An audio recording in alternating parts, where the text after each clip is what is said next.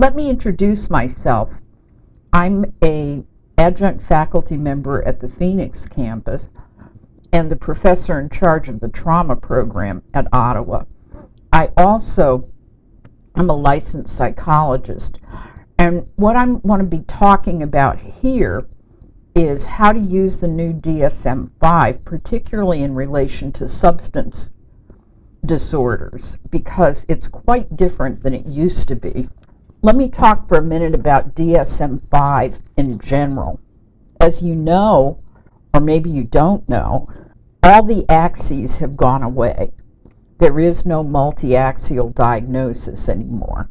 So personality disorders and what used to be Axis 1 disorders are part of a diagnostic narrative description.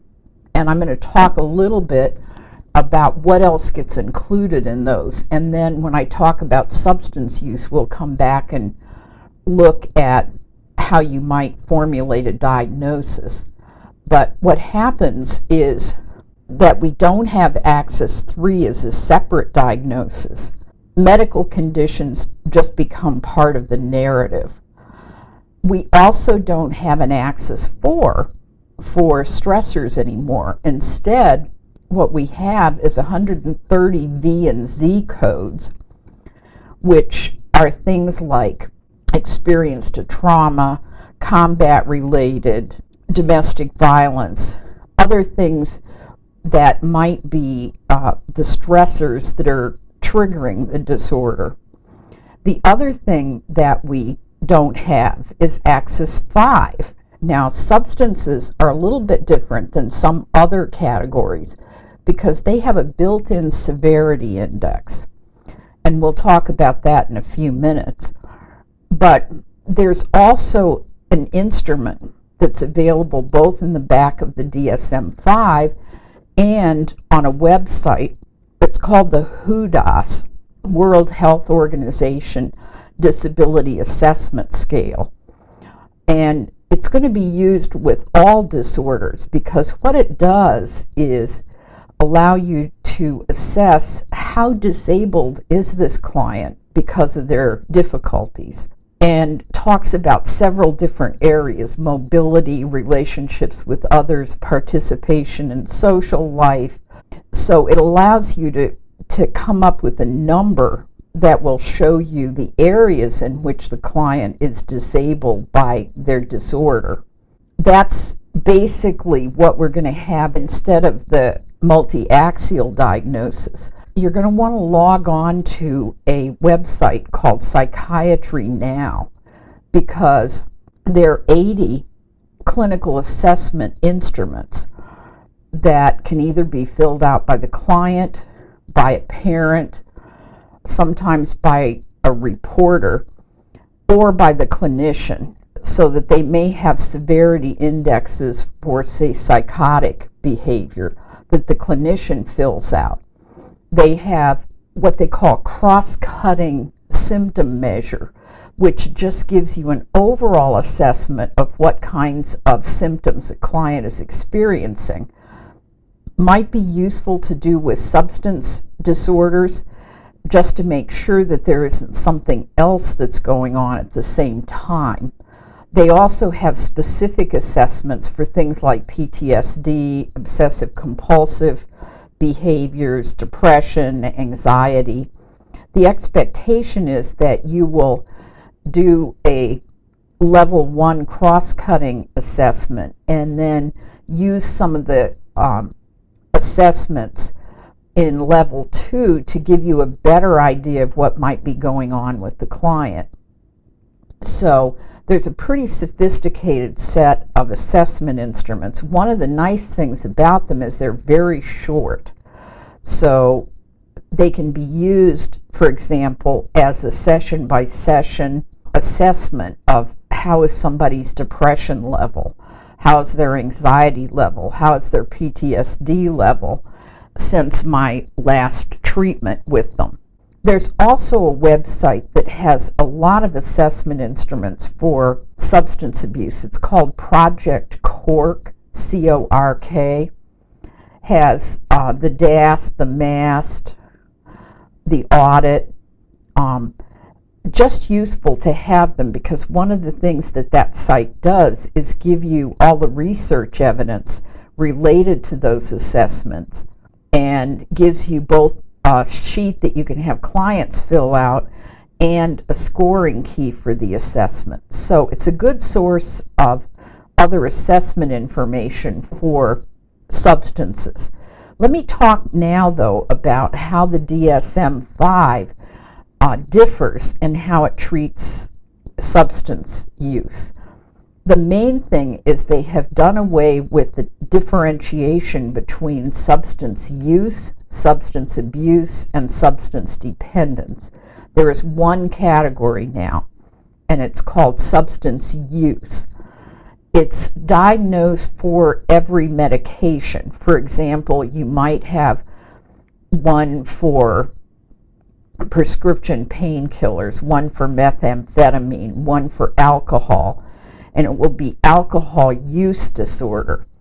And it's defined in terms of problematical patterns of use, and it has 11 criteria. One of the best ways you can use these is to copy them and just for each client make a checklist of which of the criteria fit that client, because there's a built-in severity scale in substance use disorders, and I'll talk about that in a minute. To take the example of alcohol, and this is pretty much the same format as all of the other substances, you're going to have clinically significant impairment or distress as manifested by at least two of the following, and there are 11 criteria. Alcohol is often taken in larger amounts or over a longer period than was intended. For example, you go into the bar, you think you're going to have one drink, and you drink yourself under the table. There's a persistent desire or unsuccessful efforts to cut down or control alcohol use. For example, the person may say, yeah, I'm going to quit drinking. May be able to do it for a week, 2 weeks, and then goes back to the substance use. A great deal of time is spent in activities necessary to obtain alcohol, use alcohol, or recover from its effects.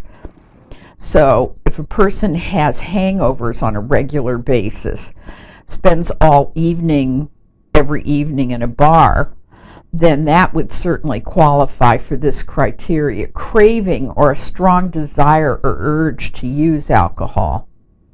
Recurrent alcohol use resulting in a failure to fulfill major role obligations at work, school, or home. Client doesn't make it to work on Mondays because they're hungover. They promise to be available for their kid's soccer game and don't make it because they're drunk. Continued alcohol use despite having persistent or recurrent social or interpersonal problems caused by or exacerbated by the effects of alcohol. So, husband and wife get into arguments almost every day over someone's drinking. Important social, occupational, or recreational activities are given up or reduced because of alcohol use. So the person may have really enjoyed camping with the family and gradually quits doing any camping because they'd rather stay home and drink. Recurrent alcohol use in situations in which it's physically hazardous. Obviously, drunk driving is one of those situations. Alcohol use is continued despite knowledge of having a persistent or recurrent physical or psychological problem that's likely to have been caused or exacerbated by alcohol. For example, the doctor says your liver is showing signs of a problem and you really need to stop drinking, and the person continues to drink heavily despite what the doctor has said. We do still have tolerance and withdrawal as one of the criteria. Tolerance is defined by either of the following: a need for markedly increased amounts of alcohol to achieve intoxication or desired effect, a markedly diminished effect with continued use of the same amount of alcohol. Withdrawal, as manifested by either of the following: the characteristic withdrawal syndrome for alcohol or closely related substance such as benzodiazepine is taken to relieve or avoid withdrawal symptoms.